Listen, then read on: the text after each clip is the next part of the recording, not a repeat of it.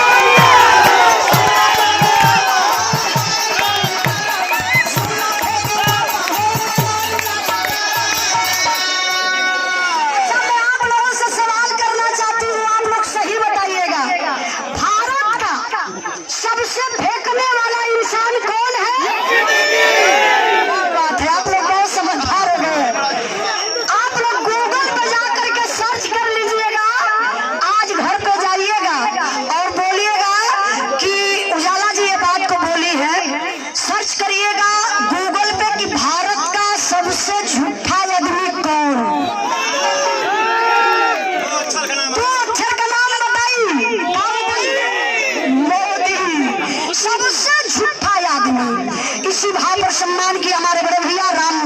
राम शंकर यादव जिला पंचायत सदस्य आप खोखीपुर के धरती से एक बार जोरदार ताली बजा करके आप लोग स्वागत कर दीजिए। इसी भाव पर आप पासी समाज के जिला अध्यक्ष अमेठी से शीतला प्रसाद जी की तरफ से सम्मान के पुरस्कार देके